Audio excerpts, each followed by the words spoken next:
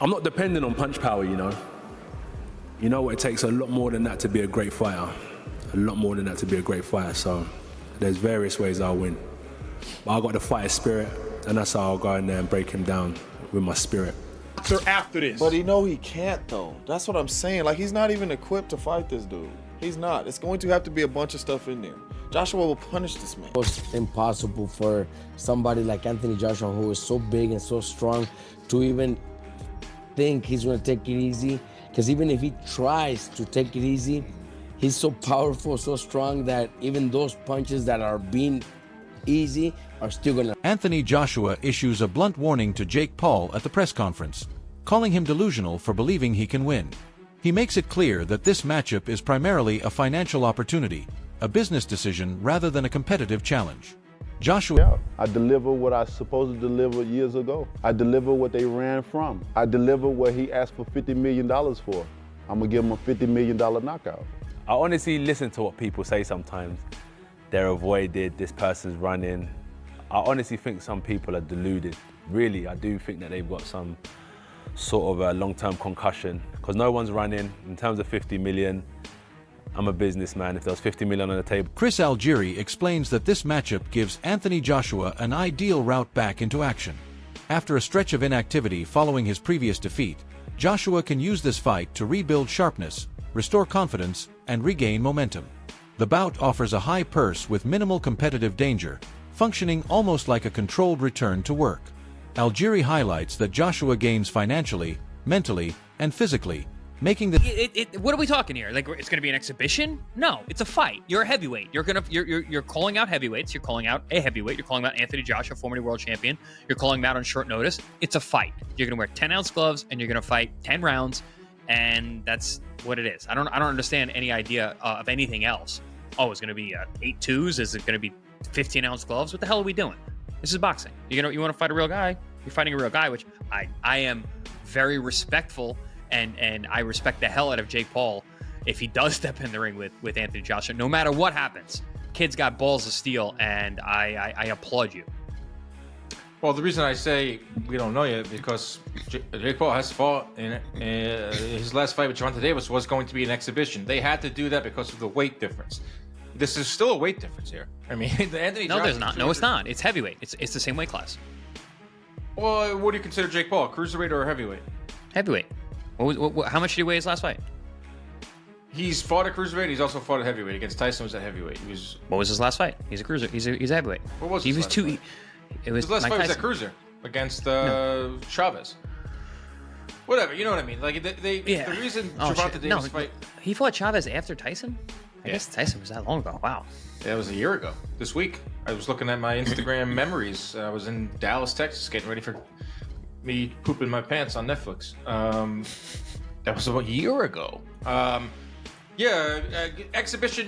These are questions that are asked. These are questions that are attached. AJ Paul news seemed to come to a surprise for many. How close are we to making that fight, Eddie? Not that close. I mean, there are conversations. There's a lot of hurdles to overcome.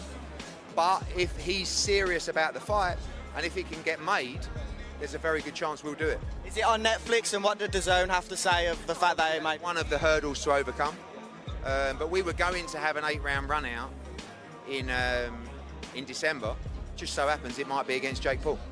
Have you spoke to Nikisa? I know you're not friends with him. What are the conversations you've had? That's who we're talking about, you know. And if they're serious, and if it's real, there's a good chance. But listen, we could wake up tomorrow and he's announced another opponent and he just used AJ's name for clout. Listen, I have to respect him if he takes the fight, but who knows? What do you think Dana White will make of this fight? I mean, he did Mayweather against McGregor. He doesn't like Jake Paul. I really couldn't care less what he thinks about the fight. AJ's going to make close to or around a career high payday, and we'll take every... Eddie Hearn states that Anthony Joshua is certainly open to facing Jake Paul, but the team must proceed carefully due to Paul's unpredictable history. He notes Paul's pattern of securing opponents before suddenly withdrawing or delaying fights, which complicates planning. Because of this, Joshua's camp prepares for sudden changes while maintaining discipline in training. Hearn emphasizes that if Paul follows through, the payday could be one of Joshua's biggest. At the same time, he stresses the importance of protecting Joshua's career from logistical chaos, ensuring that excitement is balanced with caution. The analysis reinforces that Paul's unpredictability demands patience, readiness, and strategic management. Bag now. And if you listen to this, it's definitely out of the bag. Yeah, Fight for 84, big boxing movie that's hitting Netflix soon about the Olympic 84 team starring Jamie Foxx and Chris Algieri. I am not starring in anything, but whatever. Yeah, no, I got a credit. I'm in it. I got some lines. So That's amazing. That is so cool. I mean, this couldn't get any cooler. You're now in the movie, which is absolutely absurd. yeah, What a day. hopefully, What a life. Hopefully, maybe there'll be more of this. Who knows? Who knows? I think it's just the beginning. I think this podcast is numbered. Our days are numbered. No way. This guy's going to Hollywood. I'm never letting this go, Dan. This is. I'm a ride or die. I hope you get so big and you become such a big actor that you are like delaying production because you have to film our podcast in your trailer. Chris is in his trailer. Wait, he's got to finish his podcast with Dan. They're like, who's Dan? Johnny Drama style. Yeah, love it. Yeah, just When he was on the set total of Five diva. Towns. Just total diva in every way possible. Yes, like we said, this episode is brought to you by PPV.com. December 6th, we're going to see Pitbull Cruz versus Lamont Roach. And guess what? We're going to talk to Lamont Roach on this episode. I caught up with Lamont and to get his thoughts on the fight with Pitbull, to get his thoughts on Jake Paul and Anthony Joshua, which we're going to get to in a second, to get his thoughts on 140, potentially fighting at 135. That's coming up in just a little bit with Lamont Roach. Don't forget to order that fight with us on ppv.com and all the good stuff that comes along with that. That's December 6th. Lamont Roach is an awesome interview. Great guy. Awesome guy. Forget the interview. He's just a good dude. I told you to tell him what's up. You probably did. He said, what's up? He goes, where is he? I said, he's on a movie set. He goes, oh, yeah. He's got those movie star looks. See, that's what I get. But yeah, no, he's a good dude. We see him. He trains down in Florida now. He's over at the Pro Box TV training facility. So we get to see him down there training. He's whipping on all the guys over there. But good people, good dude. Good. His dad's awesome. His brother Jordan's great. He's another one to look out for. I think is he a flyweight? I think he's a flyweight coming up, or bantamweight. But yeah, great family, good boxing family, great boxing heritage. Yeah, and I can't wait for that mega card. Big card December 6th, and he's the headliner. So we're going to get to him in a second. Some big news broke. Shocking news. According to Ring Magazine, Anthony Joshua is going to step in for Gervonta Davis and fight Jake Paul. We don't know yet if it's an exhibition. We don't know yet the rules set. We don't know the date. These are preliminary talks that are ongoing. Yes, I work for MVP. Paulie Malignaggi stresses that Anthony Joshua will treat the fight with full seriousness, regardless of it being labeled an exhibition. He notes that Joshua has never underestimated any opponent, and stepping into the ring guarantees full focus, power, and discipline. Malignaggi points out that Joshua's timing, precision, and tactical awareness allow him to exploit openings decisively. Ryan Garcia agrees, adding that even if Joshua moderates his intensity, his natural strength still makes every punch dangerous. Their combined insight warns that Paul faces genuine physical risk. The analysts highlight Joshua's ability to manage distance, tempo, and momentum with elite-level expertise. They argue that Paul's success will depend on strategy and resilience because even a minor lapse could have serious consequences. The discussion establishes that the matchup is far more serious than its of it was probably shouldn't be licensed, but Florida are very kind of easy commission to get. Yeah, it'd be called an exhibition. It will be an exhibition. It probably would be called an exhibition. What's the point? For me, as long as that fight you mentioned just now, Spencer, as long as that roadmap is there and it's signed, that he fights an interim guy as a warm-up afterwards and fights Tyson Fury next year, and Fury's on board, I'm great with it. Otherwise, I do think his legacy's damaged if his last fight is with Jake Paul. An exhibition is a waste of time. They're for retired fighters. For retired fighters, it's a load of rubbish. Yeah, listen, the guy's still in his athletic prime. I personally don't see the reason why they can't just do the Tyson Fury fight. Why do we need interims? Well, we all want that. Yeah, but why do we need interims? Why do we need warm-ups? We're talking about two experienced guys who've been the best, as you just said, of the last 10, 20 years. Let's get the fight on. It's as ridiculous as Gervonta Davis going in with him, basically, isn't it, with Jake Paul, frankly? Those different mindsets, and what, again, listening to Eddie today and what he was saying, the damage that Anthony Joshua suffered mentally, not physically, because physically he's still all there, but mentally against Daniel Dubois, he needs to go through that process again. And they said, and that's just the whole getting your hands wrapped up, doing it, whether it's Jake Paul, whether it's a top 100 fighter, you go, that's the way Anthony Joshua ticks. He needs that before going into the... All roads lead to Fury, right? We all know that. Whether Fury... Allen argues that Anthony Joshua should not avoid this fight simply because it appears unconventional or entertainment-driven. He stresses that Joshua remains in peak physical condition, unlike retired fighters lacking speed or power. Allen highlights that fans often misjudge such matchups, assuming they are harmless spectacles, when in reality Joshua's strength, precision, and experience make him a dominant force. The commentary underlines that this fight is not just about promotion. Maybe even bigger than the Mike Tyson fight. It's hard to say really. Tyson was a big name, but it's going to do numbers regardless because Joshua is a big name and then people are going to be tuning in to see Jake Paul get knocked out. Right now, Eddie Hearn talks about Jake Paul taking this Joshua fight. I mean, my estimations of Jake Paul would go through the roof if he signs to fight Anthony Joshua, because I just can't believe in my mind that he would do something like that. I mean, Gervonta was a smart one because of his size. Like, you know, I think actually he would have had a lot of success against Jake Paul, but the size is a problem. But this would just be, you know, like if Jake Paul was to take the fight with AJ, you'd really have to maybe carry his balls in a wheelbarrow on the ring walk, you know, because that would be, because AJ wouldn't mess around in there, you know. So it would be huge, but nothing to tell you it's close, just a few conversations so far. Damn right, if Jake Paul takes this fight, he's got some major balls on him. And I know people hate influencer boxing, but come on, he's not fighting an old, retired, past the prime MMA fighter. No, he's fighting a legit boxer who's massive, 6'5", 6'6", jacked, 240, 250 pounds, shredded, power puncher. Do we need to remind ourselves of what Joshua did to Francis Ngannou? Francis Ngannou was coming off a pretty good performance over Tyson Fury. He didn't get the win in that fight, but you could argue that he did actually win that fight. And Ngannou, throughout his entire MMA career, in 4-ounce gloves, very rarely got hit. He could take a punch. He's got a big, fat African head.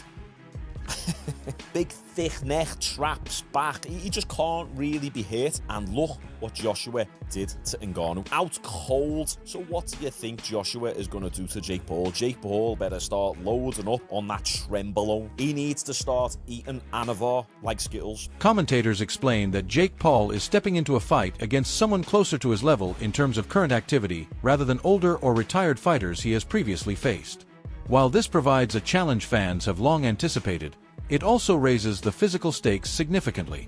Analysts warn that Joshua's experience, timing, and power represent a level of danger Paul has never encountered. The bout may be competitive on paper, but the physical gold medalist, unified champion at the heavyweight division. He is 6'6", 250 pounds. And also, I do think... Oh, my God. I do. Yeah, Jake Paul 6'1", about 220. I want to say this, though. I think Anthony Joshua, he's made stupid money in his career. Dumb money in his career. I don't think he's going to be in a position to be accepting BS terms with Jake Paul if this is really what's going to end up happening. I think we're actually going to get to see Jake Paul against a former heavyweight champion of the world. Do I think that's a smart idea? Absolutely not for Jake Paul. Do I think it would sell? Absolutely. Do I think it'd be very interesting and people would tune in to see if he gets his head knocked off? Absolutely. I genuinely, I hate to say it. Experts insist that this matchup is not casual entertainment, but a high-stakes contest requiring full focus and preparation. They highlight Joshua's reach, strength, and conditioning, which give him control over distance and tempo.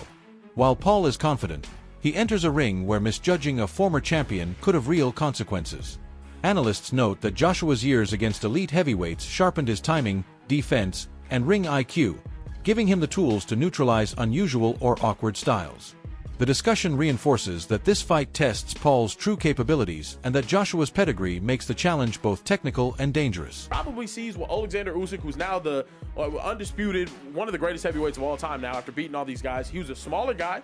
Went up, he's like 6'2", 6'3", about 200 pounds at first. Now he's probably sitting at about 220, 230. Similar size to Jake Paul. Yeah. Went up and beat all these guys. Granted, Usyk, greatest amateur boxer at that weight class ever. I think it's going to be interesting, but I do think Jake Paul is in a good position. The only fear is this. I hate to give him credit.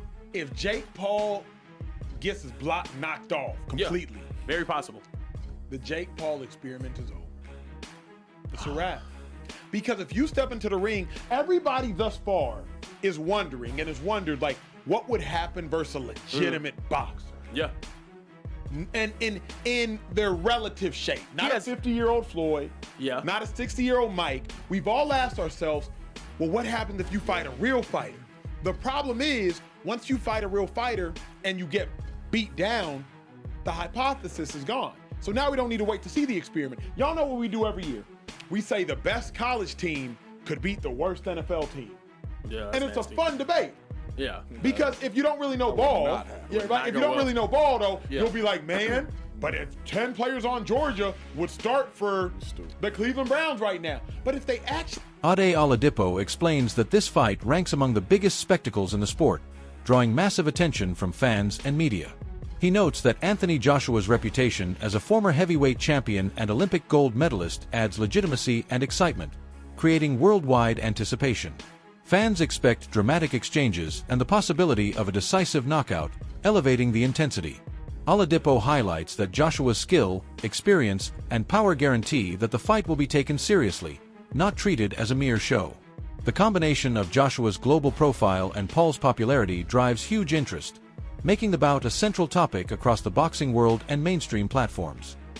And this is, for Jake Paul, a much bigger fight than fighting Gervonta Davis. And I mean bigger, not just in the sense of who he's fighting and the size of AJ, I mean bigger in terms of numbers.